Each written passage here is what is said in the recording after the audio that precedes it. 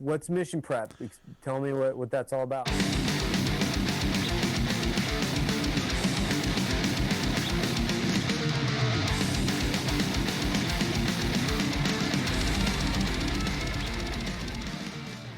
I guess we can start out with, you can introduce yourself to our listeners, who you are, what you do, and all that fun stuff.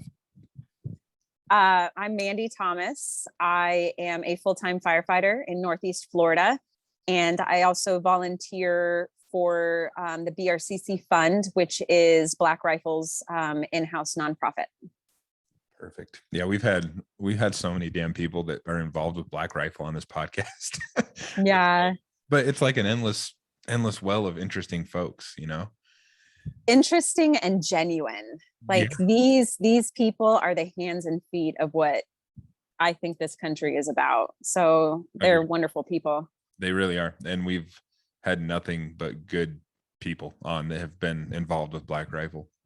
Absolutely. Really lucky to get to know some of the people. I think it's a collective group, because we immediately hit it off a lot of people we hadn't met, at the TAC, Snowbird. And I think it's just because you get a collective of people who have all struggled or suffered in their own way. So they all have, they're all genuine for one, there's sometimes lack of a filter there. Right. But that's what separates the people, versus just being the cog in the wheel kind of people, just your everyday bland person who's kind of disingenuous and kind of just puts on a facade, and you see too much of that anyway. And so, And the thing I love about them is like, it's self-vetting, really. Like, how do you get involved with Black Rifle? It's like, well, you're either going to be vetted by somebody within it, or you're going to vet yourself out.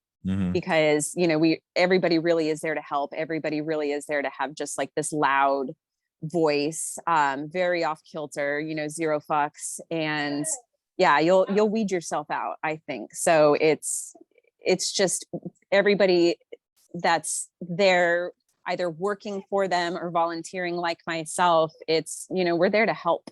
And it's, so I like it. No, it's really cool. Yeah. So I guess we can start there. How did you get involved with them? Well, I volunteered for another organization for several years. It is called Operation Enduring Warrior. And I was on the team of the people that wear the black gas masks, and they go around, Spartan races. We have some people that have climbed mountains. And so we invited Tier and Nicole and a group of Black Rifle people to come out to Boerne, Texas, when we did one of the Spartan races, to see us in action, because, they had already done the veteran adaptive archery shoot the year before. And we're like, okay, well, we want them to come and see what we're about, like actually see us in action, what we're doing with these honorees. And I remember Tier saying at dinner that night, he's like, I knew what you guys did, but I had no idea what you did until I was actually there with you. So I think because of like, they saw that I'm not in it just to be with Black Rifle. Like, I didn't even ask to be involved with Black Rifle in any way. It was just this natural forming friendship that on my way to the veteran adaptive shoots in April, Tier called me and he's like, do you want to be on the board?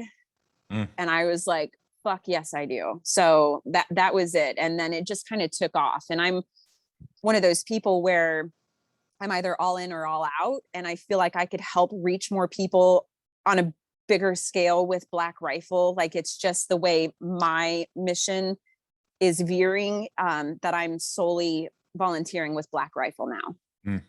That's really cool. Yeah, that is cool. It was cool. Like, because when we went to TAC, we kind of saw how that part of things worked with the BRCC fund and stuff, and how it was like a collaborated team effort to get everything done. And we had met some of like Tier and Nicole this first time we met them, and Tier hands us $200 cash to go get beer. It's like, I remember that. I was right there. I was like, thank you. Yeah. We get cider. Cider. Yeah. And like, he doesn't know us. We could have just ran away with $200 and went home, but it was cool to see that like teamwork happening there, and how everybody was just kind of in it to help, even people that weren't affiliated with them. Yeah. And one of the most wonderful things I think is once you get to an event like that, you see how much collaborative effort it takes to run something like that. So like, Josh Smith Knives, Montana Knife Company, like Everly Stock, Kafaru, all of these people, they have their own businesses and they have to make money. But when it comes to Black Rifle and the fund, they're so giving up their time and their effort and, their networking and everything because they see it happening right in front of them. Like, we're going to get shit done. Black Rifle is getting shit done. And a lot of it's behind the scenes. So when you're actually there in the moment, like this is the real deal and people want to be involved with that. Why wouldn't they? Yeah. Yeah. And that's kind of the thing I think we've talked about on here before. Everybody does want to be involved with Black Rifle. And like Kevin and I showing up to TAC, we had planned with some of the people from Black Rifle to talk to them, but we didn't want people to think like, oh, we're here to get something from you. Right. And we were trying, like the first day we got there, we went to the tent and we didn't know anybody in the tent. We're like, we're just going to go walk around because we don't want to like impose on anybody. But then the day we recorded a podcast with everybody was so welcoming and we went right in. We hung out in there like all day. Yeah. And they were all really, really good people. Yeah. And you made a good point. It's, I've already had, over 20 people be like, how do you get involved? And I'm so protective of it because I have been a part of really shitty nonprofits. I've been a part of nonprofits that don't walk the walk. They talk a good talk, but they don't walk it. And so what I have encouraged people to do is go volunteer somewhere else and show them like your heart is in it, like you're in it for the right reasons and you'll be noticed. Like I didn't start volunteering with OEW because I wanted to be noticed. Like I needed to serve. I wanted to serve people. It's just, I was prior service military. I serve in my community. A lot of us are hurting because of suicide and this nasty shit that we see. And it was noticed, not because I'm trying to be a fucking spotlight ranger, but because I really want to help people. So my advice to people that want to be involved with Black Rifle is, for one, don't ask for names because you're definitely not going to get it from me. But, if you're doing the right thing for the right reasons, you will be noticed. Yeah. And that's a big thing too, is there is a dichotomy there in people that say that they want to help, right? There's I'm going to just blanket statement this, you can edit it out for me being an asshole, but there's your guys who are like 44 years old to have fucking boats and shit, and they want to go virtue signal and say they're helping, but really it's, they're on the other spectrum when it comes to, altruism. Like there's no real such thing as altruism. You get something out of it, whether it's for yourself or whether it's financially, but usually for them, I feel like it is more financial. What can I get from somebody else by doing this? What can I get from this? And I think that's bullshit, like it should be the pillars from people seeking meaning and purpose. And the three things are suffering. We find purpose in suffering. We find purpose in love, and we find purpose in serving others. That's why the military, you have a purpose. That's why, and I had to realize that while I was in school. I was like, why the fuck? Why am I going through this again? And when I became part of the research club for the astrophysics club, you donate your time on Fridays to go like help people out. Like you pull out the Meade telescopes, you get just random, like, civilians coming in there and patrons coming in there and Civilians, and those dirty civilians. Right. And you're showing them like Cygnus A, different stars and what kind of star it is. And they're learning a lot. And you're showing them the observatory and talking to them about, how observatory was made when it was and everything else. And you find they really have an interest in it when you're passionate about it. Cause I am, I'm like, fuck, I love this. And being a little older too, I can be a little bit more professional with people when they're coming through doing that, and so like, for some people, I would say it's really because they found a passion. And so you don't have to fake it till you make it. It's because you really love this, And so like you're saying, that hits home with veterans because I really give a shit about veterans, and I'm tired of seeing veterans be so polarized from each other, when really it's just because they need help. They're just suffering in some way because you see it in yourself. Well, it's also because you've been in that point where you were suffering and you needed help, and you sometimes still need help. Right. So and and with me, I self-studied and was introspective enough to figure out what are the causes, in what happens. There's this definite road, right? And not everyone maybe is cognitively well off enough to understand, right, what symptoms are from what, Right. your body holding on to the fear, your body holding on to the anger through experiences and memories, right? Yeah. And you can get stuck playing those out over and over again, or you can realize this is exactly what this is from. I need to go fucking attack this. I need to be present in this. In other words, like the feeling, like don't drink it out, don't take any pills, just suffer a little bit and process Just it, sit in it. and then now you can go to somebody else and be like, get the fuck, like take a day off work. You're coming to hang out with me. We're going to work out. We're going to fucking talk it out. We're going to sweat it out, whatever it is. Yep. You're going to go through it. You have to go through it, Yeah, that's the most uncomfortable part though, is sitting with yourself, just being still for a second and say, okay, what do I really need? Like, I've got this shit going on. What do I need? And a lot of people don't want to do that. They want to preoccupy their time and pretty much ignore it. And that's why people don't heal. But when you have those people that can be introspective like you were, and say, okay, I realize I am in a really dark fucking place. Like, I've had those thoughts, many a times. It wasn't until I was forced to sit with myself and say, okay, how can I not fucking feel this way anymore? And it was really uncomfortable. And it took me months to be okay with that. And then now I feel like I'm free. Like it would have to be a catastrophe to get me in that spot again, because I have the tools, because I was forced to do it on my own. And going back to like the people that have like, they're doing the serving, or they say they're helping veterans. It's because it's fucking sexy to say that you're helping veterans and you're helping first responders and you're helping, our brothers and sisters in blue. And it is very few and far between to find those people that really want to help and not just get like, oh, this person's helping, just the spotlight for it. And I fucking hate that. People that get off with just the popularity, I guess, of saying you help veterans, but do you really?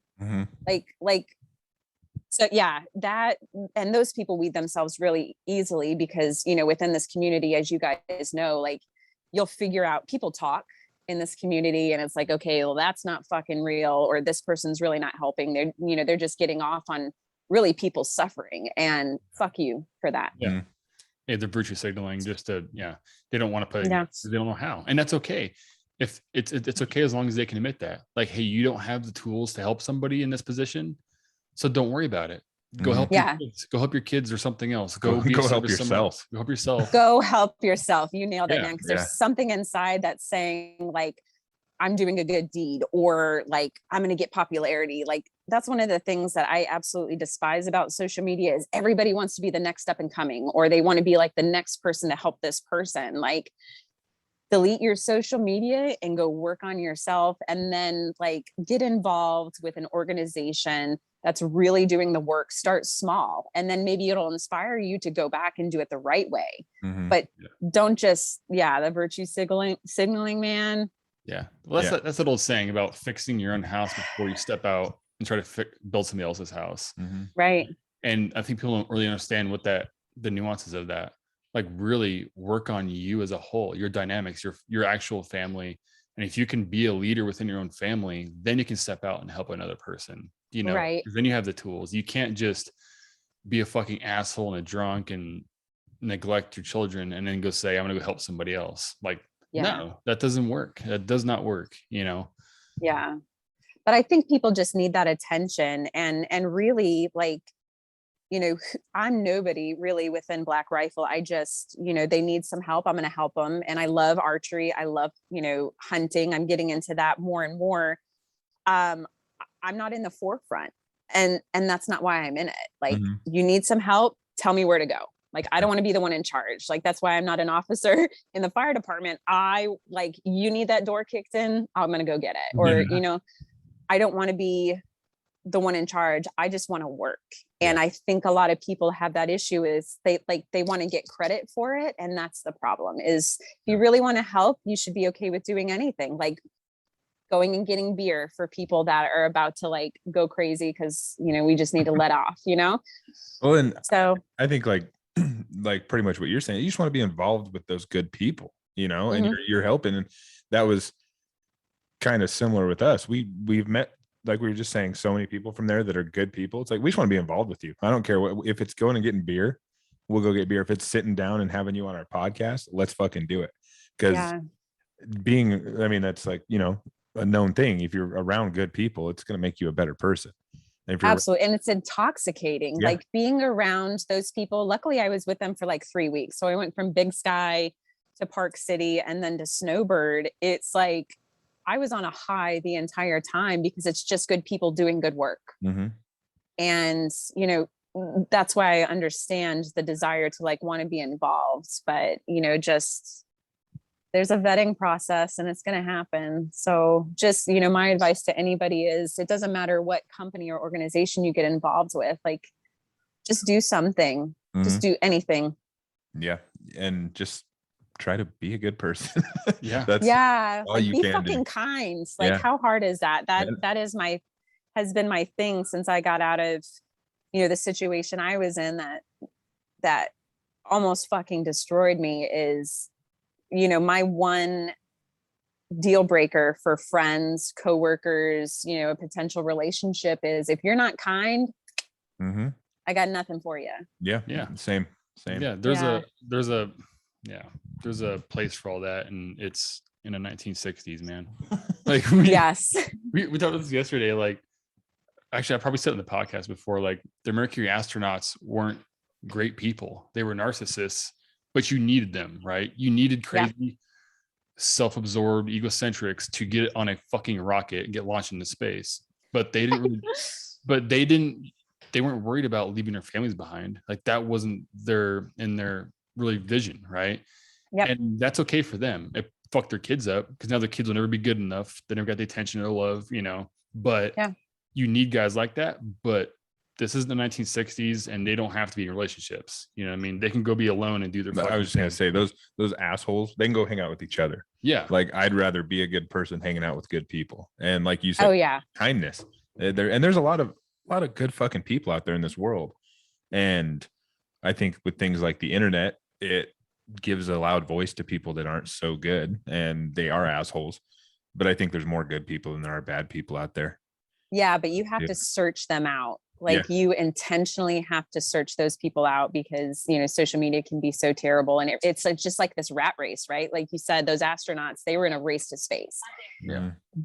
So, it's just fucking be kind. And there's a difference between being nice. Anybody could be nice. Yeah. You really got to be kind. Mhm. And my kindness radar is off the charts now. And I had to go through this shit to get it. Yeah. But I'm in a really, really good place with some really good people. Mhm. So Well, you have to deal with like shitheads to find the good people. It's absolutely. 'cause then you can call out the people that are being shitty real quick. And it's part of life. You have to do hard things to feel better about yourself. And part of that includes being around assholes. Yeah. Absolutely. Yeah. You got to edit your life constantly and that's okay. Yeah. And every now and then, like sometimes you need an asshole around you, but not for long. They'll serve a purpose. Yeah. Yeah. So were you, you said you're in the military. What branch were you in? When did you join and why? I was in the Army. I am from a really small town called Tularosa, New Mexico. And I had absolutely no ambition. I had no drive. It was just, my dad was in the Air Force. He retired in 2001. And I just realized like I took astronomy and realized like I can't pay for this. And second of all, like I just have no drive. So I just decided to go in the Army because it was either stay in my hometown and be nobody or completely change my life around and go do something in the military. So I ended up going to basic training in 2003. I joined as an interrogator and a linguist. And it completely changed my life. Like I remember sitting, so, I went to Fort Leonard Wood and we went with like guys and girls, but when we were doing like the death by PowerPoint, they would, for for the girls, like hygiene shit, they would put us in a room with just girls. And I remember it was the first time I felt like I'm on my own. Like I don't have mommy and daddy. Like I don't have my friends. Like I am alone. And it was the first time like I had tears streaming down my face because I truly felt alone. And once I had that good cry, I was done. I was like, I am on my own, you know, and just twisted it. And I had so much fun. Like it's crazy that people see me as such an athlete now because I couldn't do 3 legit push-ups going into basic training. And my goal always, like I always find myself in a male dominant community. Even though I don't try, I can't stop myself from doing it. And so I tried to fly under the radar in basic training, never fucking happened. So I was always getting like punished and called out. And I came out of basic training maxing the PT test. Like I can do push-ups for days. Like give me something harder. Yeah. So I really enjoyed my time in basic. And then I went to interrogation school in Fort Huachuca.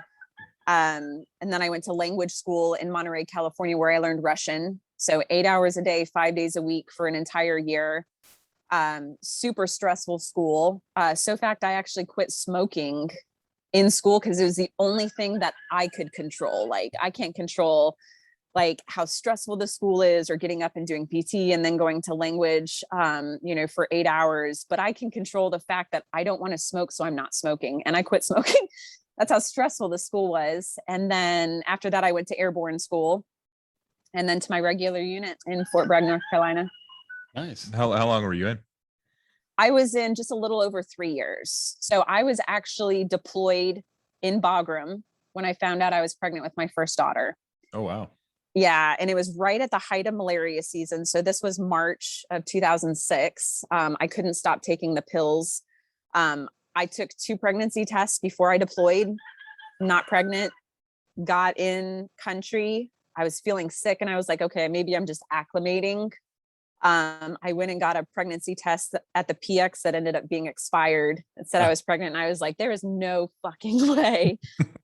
So they made me go to the clinic and get an actual blood test. And I was like, look, I have wanted to deploy. Like I actually jumped my chain of command because I was in a headquarters unit of a PSYOP battalion, like just grinding my gears. And I was like, look, I think I'm in the wrong unit. Like I belong with the interrogators that are deploying. You know, we had the 525 MI battalion there, but they put me in a headquarters unit with PSYOP, which is like I pretty much was in COVID jail the whole time there because I wasn't doing my job.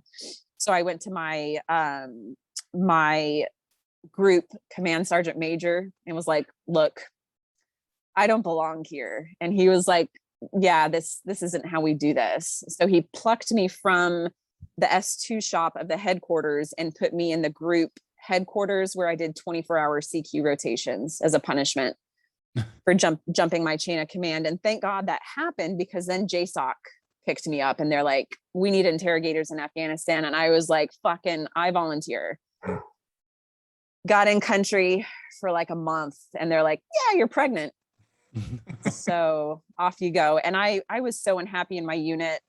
The second I got home, I met with a JAG officer, typed up my own paperwork to get out of the Army and raised my 2 daughters for 12 years. And I was a stay-at-home mom for 12 years. I became a personal trainer when my oldest was 1. And so I did that part-time. And yeah, I was pretty much the sole provider while my now ex-husband became a fireman. And then oh, my mic just got really loud. Hang on. Oh, that's because I turned it the wrong direction. Anyways, so when and how did you decide that you wanted to be a firefighter? How did that come about? I was not in a good space. I just kind of lost myself in being a mom. You know, I was like at that point in my husband's shadows, which was where I wasn't used to being. I was a damn good mom. I still am.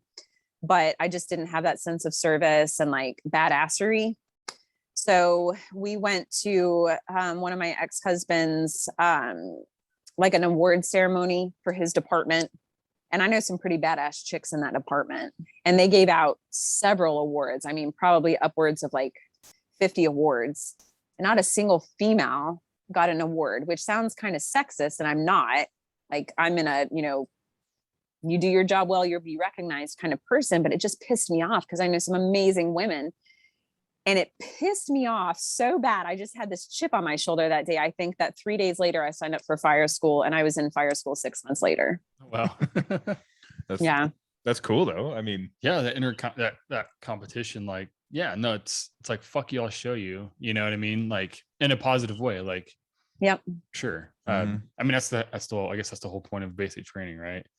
Yep. Like 14 weeks of getting someone who think, fuck you, I'll show you, and turn your reaction from fear immediately into hate, right? That's basically, Yeah. Suffering. Yeah. yeah, fear into hate. And then it's hard to get out of that, especially when you really ingrain those feelings. You ingrain them through, firefights and everything else. And then now you're out, and then you're like, wait, who am I telling to fuck off now? Like, where am I putting all this hate? Like, you have to rewire your hate back into acceptance and everything else, right? Like, that whole long story, but you still have to have a bit of that drive, right? It's who was it that said fuck, no, it was Jordan Peterson. He's like, you have to be an absolute fucking monster, but you have to know how to control it. Exactly. And just like General Mattis had said, have a plan to kill everybody you meet, but be a gentleman, right? Like, yeah, that's a reoccurring theme. Native Americans had your own theme for that too.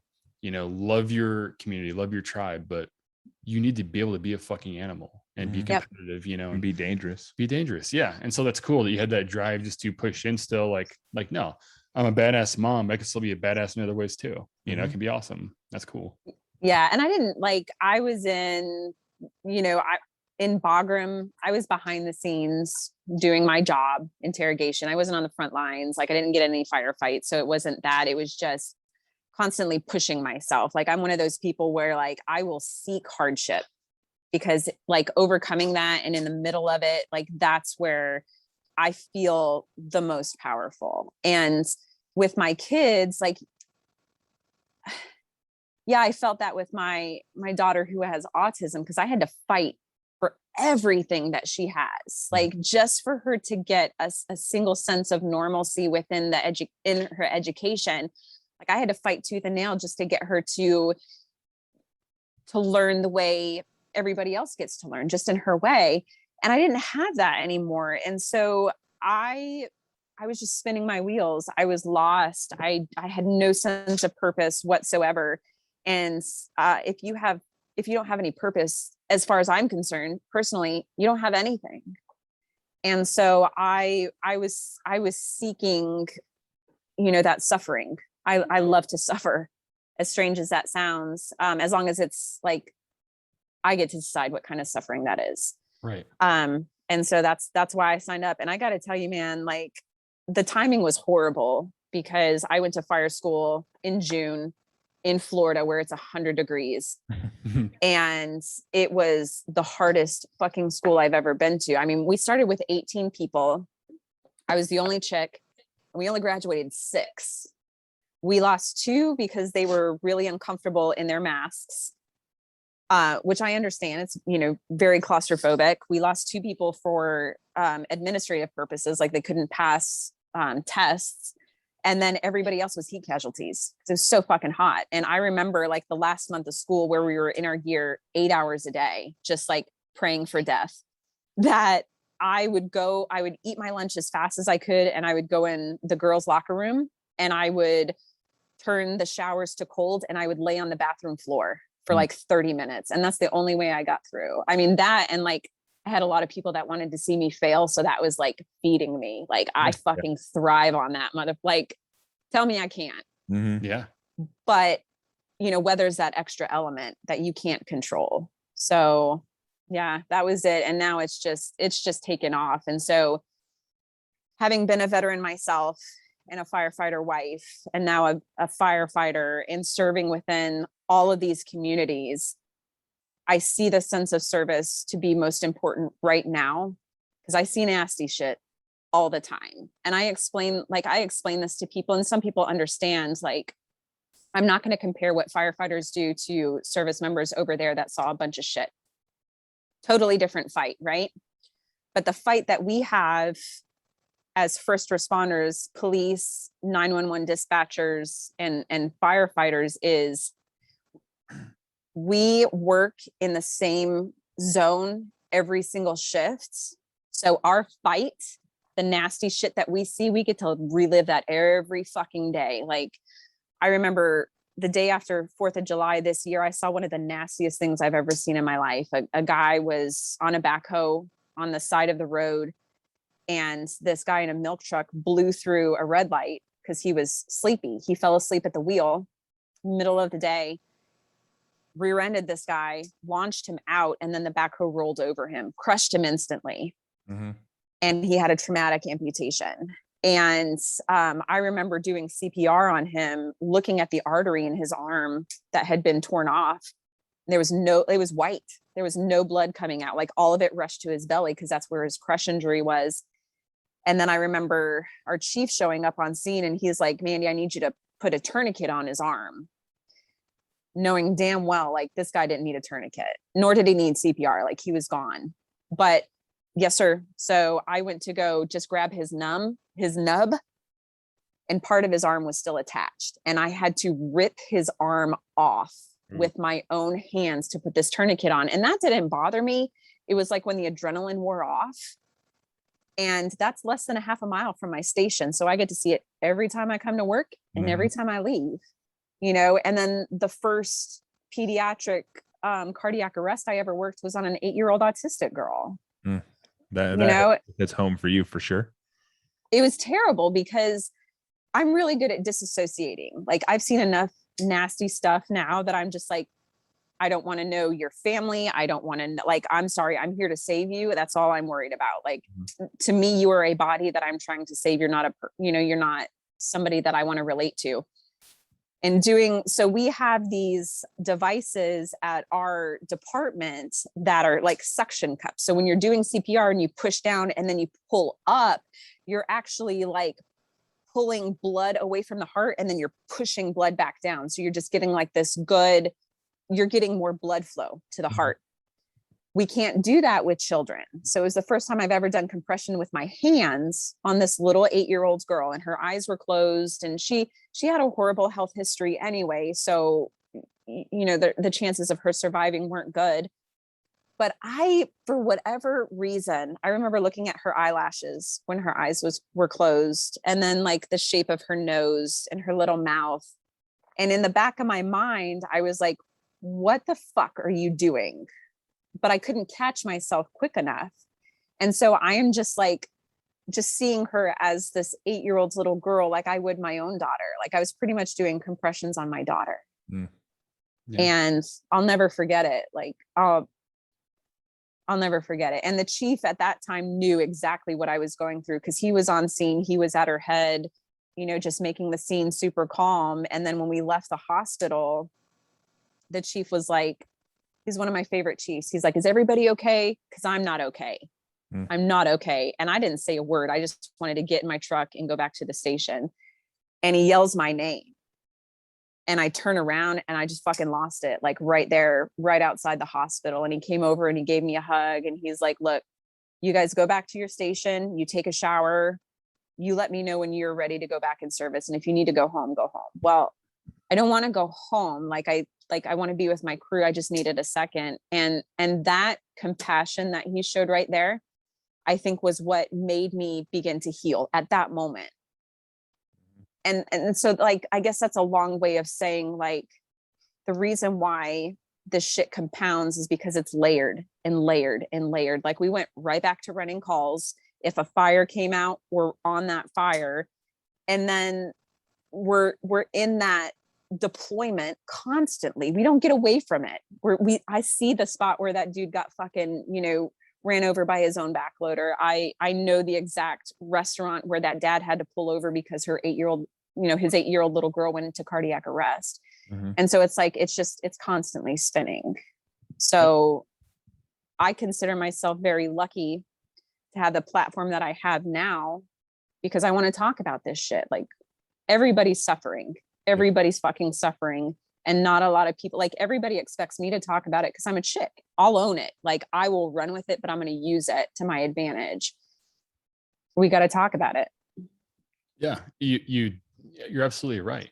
And it goes back to getting away from post-Civil War, ideologies that we went into, with suppressing things and boozing to the point where we had the prohibition because booze was getting out of control. Not enough men were drinking, and we weren't in this type of society to talk about it anymore. We lost what it meant to really be human.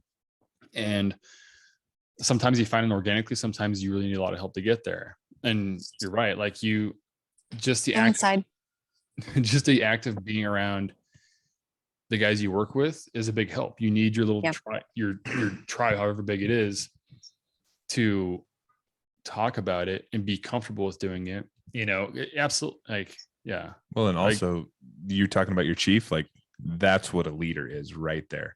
The fact that he was vulnerable enough with you guys to say he wasn't okay, because there's you have that masculine energy of people like, oh, I'm fucking fine. And I'm especially not gonna let any of them know I'm not fine.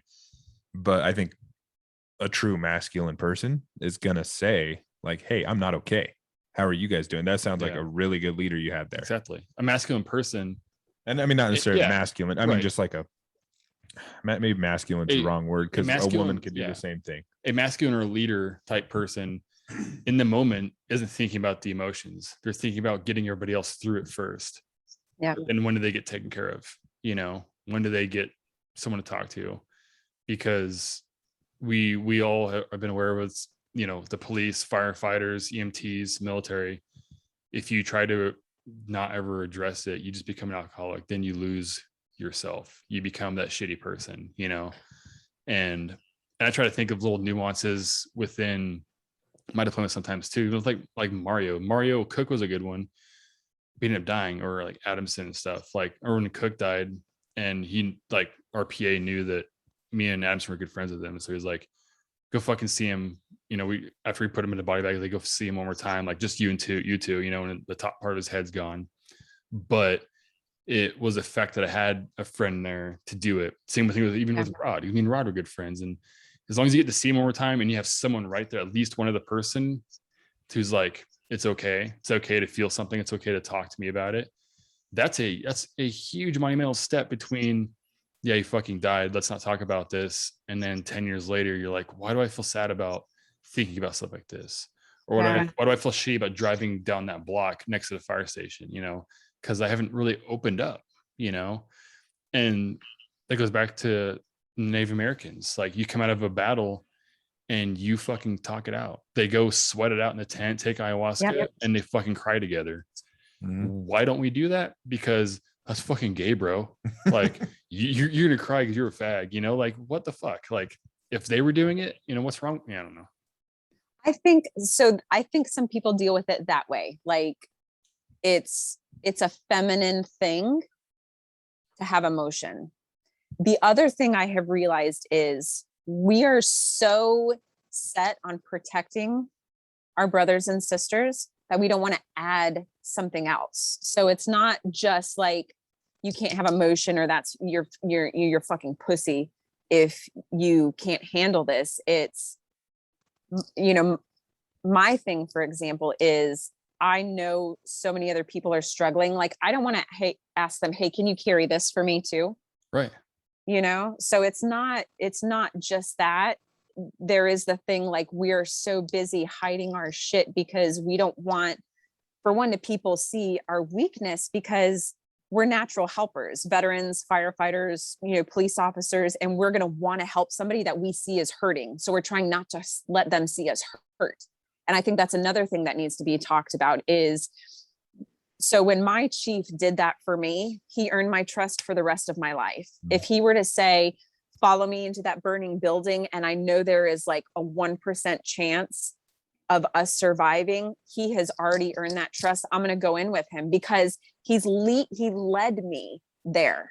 That is a true leader, is somebody that realizes these people don't work for me. I work for them. I'm here to protect them. I don't see that a lot. Mm-hmm. as leaders. I will follow that man to the edge of the earth because he did that for me. And that, it wasn't like this big grand scheme and like not a lot of people got involved. He just knew at that moment, like, she needs to know that I'm also not okay. Mm-hmm. And so if I have to be that person while using my platform where people know like that I wasn't okay for a long time. I mean, we're talking a long fucking time. Like, I had horrible thoughts for over a year.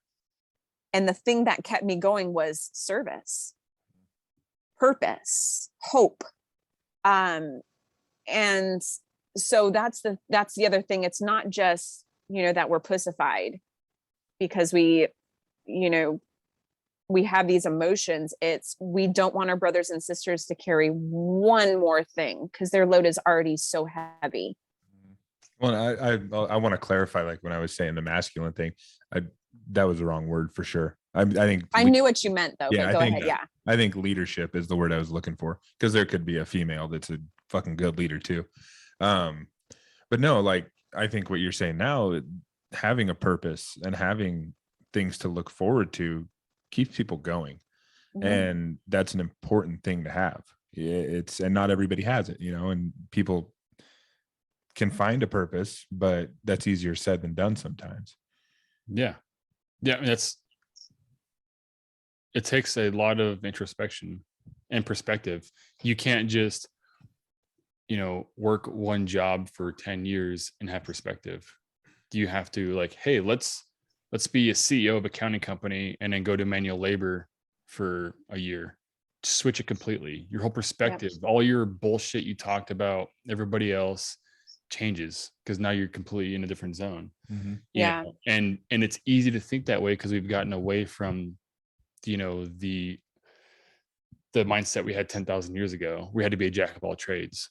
It does not pay to be a jack of all trades now. It pays to be over specialized and know nothing about anything else. That's what pays. Right. So, and all of a sudden you see fits of psychosis go up. Mental health care has had to go up because people can't cope. They can't do other things. As soon as they're outside of their wheelhouse, they can't handle vulnerability. And by the way, like, I'll mention this for like the 47th time on the podcast. That book written in 1947, Man's Search for Meaning, talks all about this. Like Viktor Frankl. I read that, and it's good. And he predicted all this shit. Like, yeah, it gives me chills to think about that because I remember him saying, like, his thing was survival, but it wasn't just like, he mentally knew, I am going to make it out of here. I'm going to have to skew my thinking a little bit, but I can survive this and other people can survive this. And I can't recommend that book enough. I seriously have goosebumps all over my body because if anybody deserves to come back and be jaded, it's that man. Yeah. But he didn't. He had so much love coming out of there and so much compassion and so much hope. You're just like, that's what gets people through. Is he could have completely written off humanity and he decided not to. He made the decision not to, but that guy went through some shit. I highly recommend that book. Yeah, Kevin's mentioned that book a few times on here. It helped me quite a few years ago, because I don't know, because I've even read a lot of psychology from like around 1910 and before we got into social media and everything else, before a lot of things were watched and replayed, but through a different lens, because people try to get their PhDs or whatever else by almost restating the same shit through different lens and everything else. So if you go back some more to the foundational psychology and psychiatry, it's like, it's easier to just, it makes more sense sometimes, and that was just a good one for all of that. And there's more. I mean, there was required reading before I went to sniper school was a Sniper on the Eastern Front. So Sepp Allerberger's account, he's a German sniper.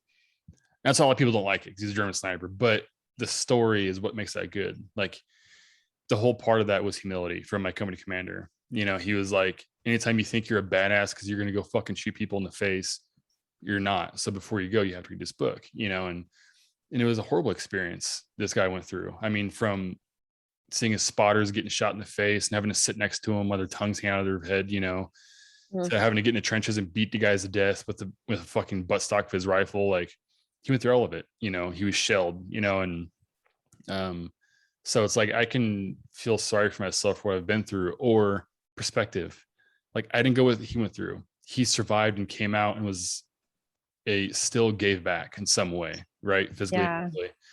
So we can all do it if we don't have that victim mentality of, oh, poor me, man, I got in a car wreck once and I just can't do it. Like, everything has to be about me all the time. Like, this sucks. Like, no, people had it way fucking worse.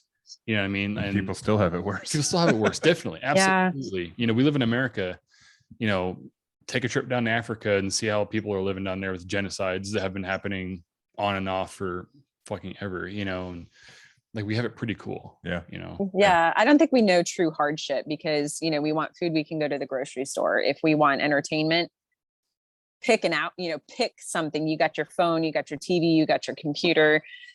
And it's just like, I think nature is extremely healing. And so a lot of the times where people find like that reconnection is getting out into nature, whereas social media has just given us, like, for one, people don't get smacked in the mouth enough for saying the shit that they get to say on social media. And I think that's a problem. But just being out in nature and just taking things slow. Like, everything is so fast. I want food. I'm going to go to the drive-thru and get it. Like, we don't have enough hardship. And that's why I think the natives really knew, like, Sebastian Younger talked about the tribe all the time. And it was because it was survival. Like, we needed that to take care of each other. And like, this woman's child was every woman's child. Mm-hmm. And that's because, like, they really understood what that community mentality was. Whereas here it's kind of like every man for himself, not in every community, but I mean, people really just need to go back to the basics, like strip everything else away. And that really is just, it's just going to make you a better human. So do we know real hardship? Not really. Right. Well, and like, I also don't want to like discount people that do have hardship that live in America too. I mean, there's people like that live on a dirt road in a trailer that have no money and they're around drugs all the time, or people that live in like in the projects and stuff. I mean, yeah, that's hard right. too. But I think, like, I don't remember who I heard say this, but the hardest thing you've ever gone through is the hardest thing you've ever gone through. Yeah. You know what I mean? Yes. Yeah. And so, I mean, there's a perspective there, but like you said, Africa, or what's going on in Afghanistan, or third world countries all over this world. Yeah, that what we're going through here is nothing compared to that. Yeah. Let me reiterate that. So yes, that perspective, there are people that truly have hardships. Let me just spin it in a way that people that can get themselves out of their own shit, that choose not to, those are not hardships. Like 100%. You can't help your situation, but if you can truly help yourself, you're just choosing not to, because there's so many things out there. That's the thing, is like, there's so many things out there to help everybody. It's like, it almost doesn't allow us to help ourselves. So it all starts with the self. Like, for one, you got to figure out what the fuck you need to help yourself before you really should go asking anybody for help. Well, we've talked about that on here a few times, where like, everybody knows somebody who's in a rough spot, but they're always in that rough spot and they never try to get themselves out of it. And correct. And they miss so many opportunities to get themselves out of it because they're addicted to being the victim. Yeah. And it's almost like they True, crave that. But they'll usually also, that person also usually falls into that vulgar ascetic category, from Kierkegaard, right? His divine command, and then the vulgar ascetic, right? They never do anything that's real. So how can they really suffer? The vulgar ascetic's really worried about having a photographer drive out with them to, Moab, take some pictures in a dress, and then get back in the truck and go home, right? The vulgar ascetic goes into a serious relationship just to get the win, just to say, they're just good enough to get the person to say, I love you. And then they're fucking checked out, right? They don't like the idea of real connections and real things. They chase the facade of that, right? So when they have real hardship happen, well, since you've never experienced anything real, you're not prepared for this. And how can that person raise a child? Because it happens every day and they're not there for them. And they discount what the children are feeling, which is another big fucking topic. Sorry, I'm going to just go off here real quick, just like 1 minute. But that's another thing with like child rearing that bothers me with some people, and I don't want to conflate my views on everybody, but if you have a 16-year-old girl who's like in love with a boy, you don't say like, this doesn't mean anything. Like, get over it. You'll be fine. Like, fuck off. And then discount them. Like the 16-year-old who thinks they're in love, that's what they know to be love, right? That's what any emotions they're having, that's what they know to those emotions to be, because they haven't had time to grow and experience other things yet.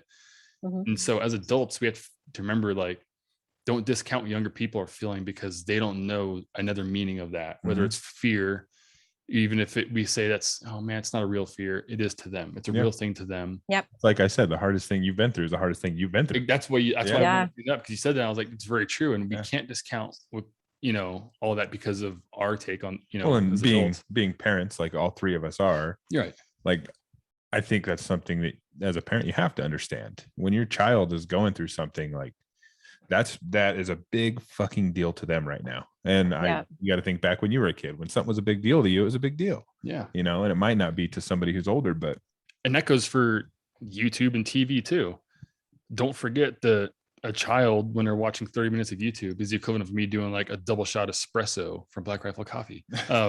So it's like it's way more affecting their brain more than we, are considering as well. Like, I don't know. We talked about that too before. Like when you go back to the YouTube thing, I've said this to you, like people make a huge deal out of their kids watching YouTube. But when we were kids, we'd watch cartoons every Saturday. That is their cartoons now.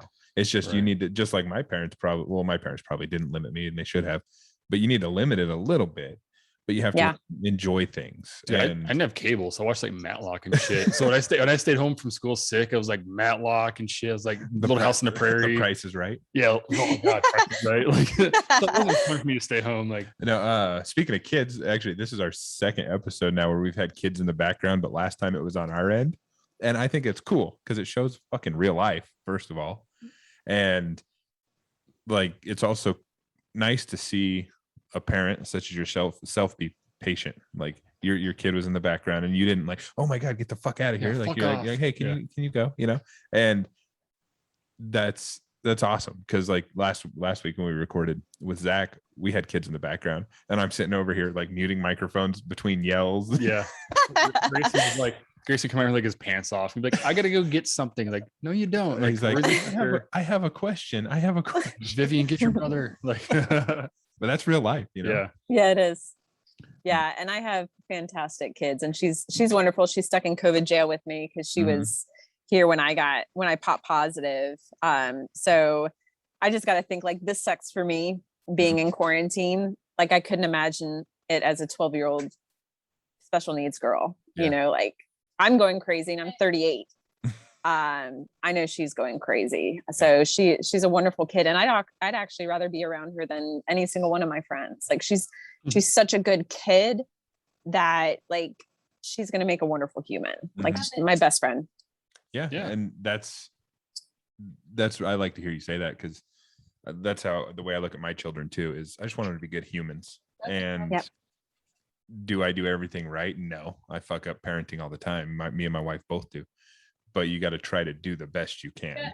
And having a child with special needs makes it, one step a little harder, which I have a child on the autism spectrum as well. And it's a whole another ball game, but and it's good. Like we talked about like 2 weeks ago, it was, are we going to force social issues and constructs down a child's throats to make them a good person, or to make them a good person and they'll think for their own in a proper way when they're older? Correct.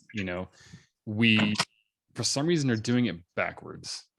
America's pushing it backwards, and I don't know where that's coming from, but the internet, social media. Well, the internet, and I think it's a lack of boundaries. Like I think we as parents don't understand, like kids have boundaries too. Like we're not the be all end all.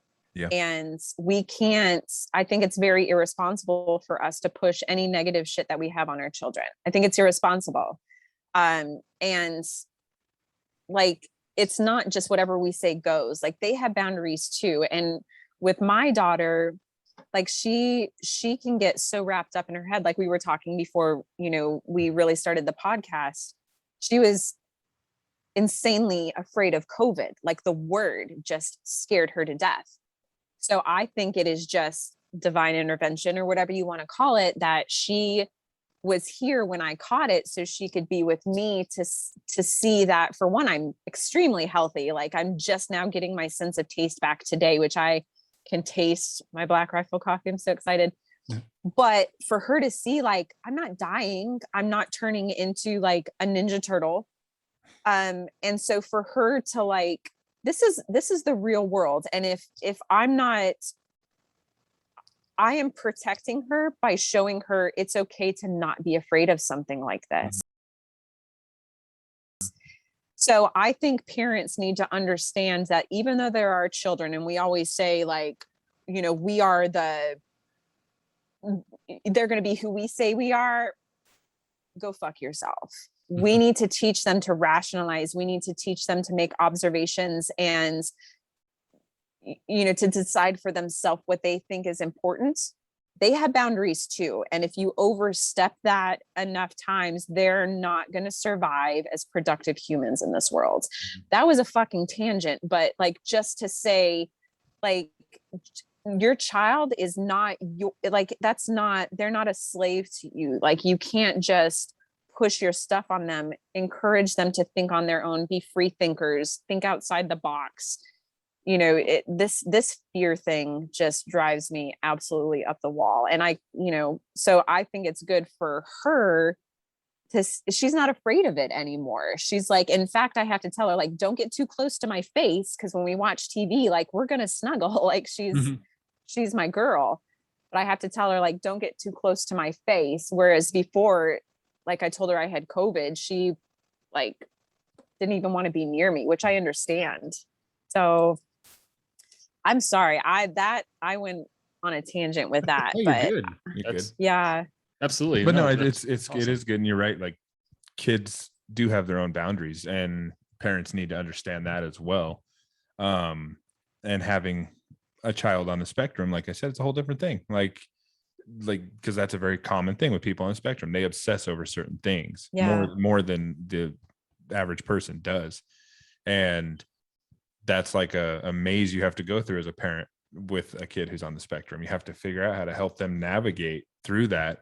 And there's no playbook to it, because every person on the spectrum is different than the next too. So it's, and there's high functioning and all that, which my son's high functioning, but he's not the same as your daughter who's high functioning. They have their own quirks and their own things. And it's like this maze you have to navigate with them. But yeah. And it's not that, it's nothing I think could be, for anyone who may be listening that has in the same situation, it's something to ever be ashamed about. Like, if you just ran a spectrum on all humans, we're all going to be somewhere on a spectrum that someone would call autistic, or you know what I mean? Like, we're all on some sort of spectrum, just because that's biology in general. yeah, Everything fits a certain way because of something smaller that builds up to something else, right? And so we're all going to fit on there. So yeah.